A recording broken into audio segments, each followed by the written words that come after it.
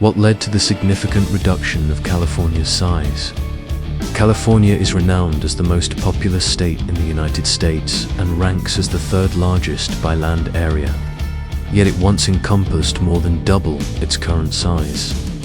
Historically, California extended hundreds of miles eastward, encompassing regions of Nevada, Utah, and portions of Arizona, Colorado, and New Mexico. The transformation of this vast territory into its present boundaries is a narrative intertwined with war, slavery, and political dynamics that have influenced the entire history of the United States.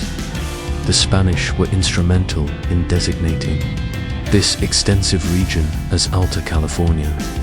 Spanish missionaries began to establish settlements in what is now California during the 18th century. Despite its lush and fertile landscapes, the area remained largely an overlooked part of Spain's empire. Explorers laid claim to the lands further east, but these territories were primarily harsh deserts with minimal human habitation. Following Mexico's independence from Spain in 1821, it retained control over Alta California and recognized the potential for development along the west coast. However, they were not alone in this endeavor. Settlers gradually began to arrive in California, initially by sea and later traversing the Sierra Nevada mountains after 1827.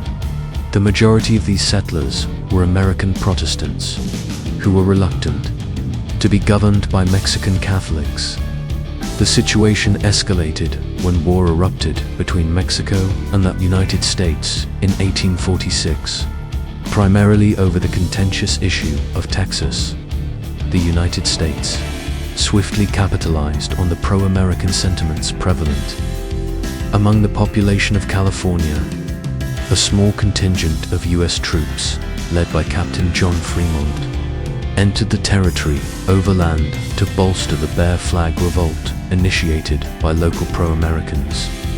Concurrently, a naval force commanded by Commodore John Sloat captured the capital. At Monterey, with minimal opposition, the remaining Spanish forces in the area surrendered to Fremont following the Battle of La Mesa in January 1847, thereby placing all of Alta California under U.S. jurisdiction.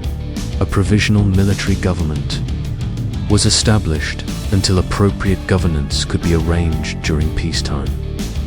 Mexico was unable to reclaim the territory, and with the conclusion of the war marked by the Treaty of Guadalupe Hidalgo in February 1848, it was compelled to permanently cede all of Alta California to the United States. Unbeknownst to those signing the treaty, just days prior, settlers had discovered gold at Sutter's Mill, near present-day Sacramento, marking the onset of the gold rush. This land, previously seen as having potential for settlement, was suddenly transformed into one of the most valuable regions in the world. By the time news of the gold discovery reached Washington, D.C., thousands of settlers had already begun their westward migration, with tens of thousands more following in subsequent years. The temporary military government found it increasingly untenable to maintain control over California, especially in light of the population surge and the newfound value of the land. The local populace was dissatisfied with military governance, and the military itself was uneasy in its role of authority. California required a new governance structure capable of managing the gold rush and paving the way for its admission as a state in the United States. However, the federal government was mired in indecision, primarily due to the contentious issue of slavery. The prospect of admitting California as a state, despite its valuable gold resources, posed a threat to the delicate equilibrium between pro-slavery and anti-slavery states within the Union, potentially igniting a civil war. Brigadier General Bennett Riley, the last military governor of California, recognized that the state needed to address its internal matters before seeking further progress. In mid-1849, he convened a constitutional convention aimed at establishing a legitimate civilian government and preparing for a statehood application. In September of that year, 48 delegates gathered in Monterey to draft the framework for their new state. There was a consensus on several key issues, including the protection of voting rights for white men, the extension of property rights to women, and the formation of a legislative body. Nevertheless, significant challenges remained. One major concern was the vast size of Alta California, which was too extensive for the nascent government to govern effectively. It was unlikely that such a large state would gain acceptance in Washington, D.C., while some delegates advocated for retaining the entire territory. The majority believed it was impractical. Much of the land east of the Sierra Nevadas was largely inhospitable desert, and relinquishing it was not seen as a significant loss. Additionally, the sparse population residing east of the mountains primarily consisted of Mormons, who, despite identifying as Christians, represented a distinct community with unique characteristics. The cultural dynamics and lack of representation of the convention were notable.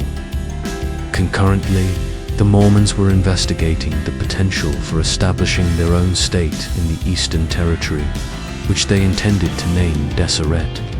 The majority of the population, along with fertile land and gold, was located to the west of the Sierra Nevadas. Consequently, the mountains served as a natural boundary and defensive barrier for the proposed state. The delegates delineated the borders of their new state along the mountains, thereby relinquishing California's claim to its former Eastern Territory.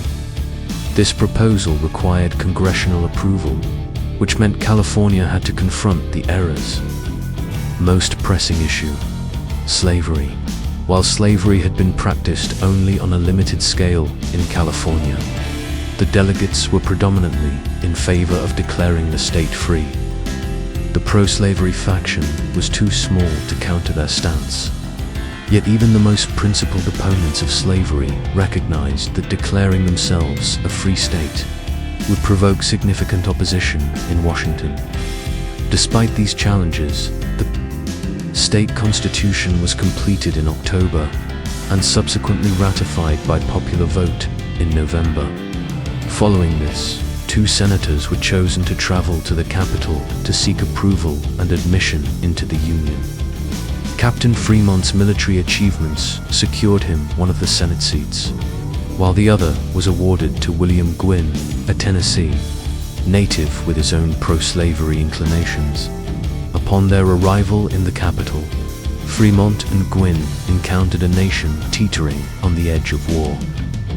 30 years prior, the Compromise of 1820 had imposed a fragile peace regarding the slavery debate. The United States was evenly divided, with 15 states supporting slavery and 15 opposing it. The inclusion of California as the 31st state would disrupt this balance of power, inciting anger among southern states. No individual was more cognizant of this situation than John C. Calhoun, the senator from South Carolina and former vice president. By the year 1849, his health was deteriorating. However, he remained the prominent leader of the opposition against California's admission to the Union. He refused to entertain any compromises regarding the issue of slavery, asserting, "I trust we shall persist in our resistance until the restoration of all our rights, that being slavery or disunion, one or the other, is the consequence." In contrast, President Zachary Taylor held a markedly different perspective. Although he was a slaveholder, he did not consider slavery to be a sustainable institution in the Western Territories. He advocated for the immediate admission of California and the recently acquired New Mexico as free states, a proposal that Senator Gwynne, despite his own pro-slavery inclinations, recognized would be unacceptable to the southern states. The Senate was engulfed in heated debates for several months. Proponents of California's admission highlighted the territory's gold resources and its access to the Pacific Ocean as invaluable assets. Calhoun, however, remained unimpressed, labeling the establishment of a state government as illegal and contending that the South would be better served by secession than by acquiescing to the inclusion of another anti-slavery state. A compromise was deemed necessary, and it was proposed by Senators Henry Clay of Kentucky and Stephen Douglas of Illinois. Clay suggested that California be admitted as a free state, while the remaining territory be designated as the Territory of Utah or incorporated into the Territory of New Mexico. This approach would prevent the simultaneous admission of too many anti-slavery states and maintain the possibility of one being designated as a pro-slavery state in the future. Additionally, Clay extended a conciliatory gesture to both factions. He proposed the prohibition of slave trading in Washington, D.C., to appease abolitionists, while also advocating for the Fugitive Slave Act, which would restrict the ability of non-slave states to assist runaway slaves, thereby satisfying slaveholding states. The discontent among the extremes on both sides persisted.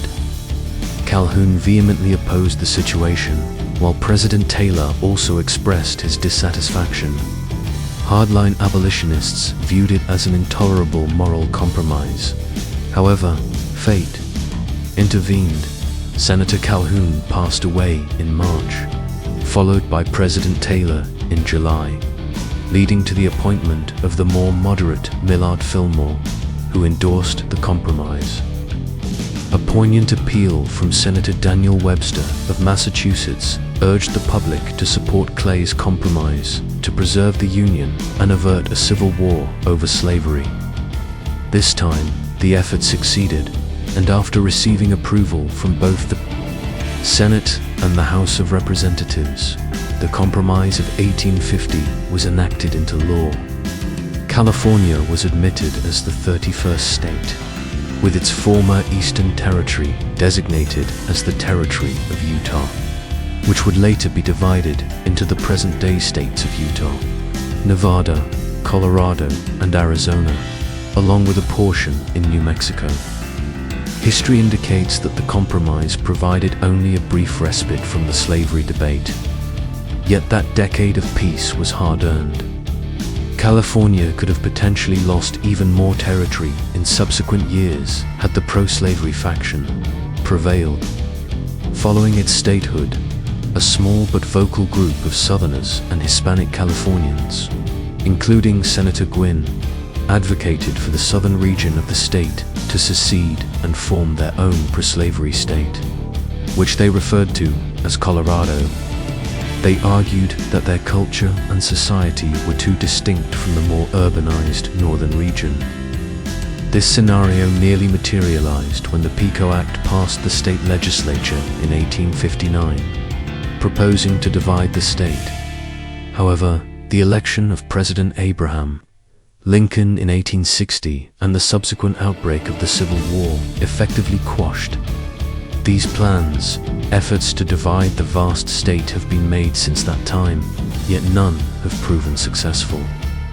The regions that once belonged to it in the east have now become independent states, making it easy to overlook the significant reduction in size that the Sunshine State has experienced since its inception.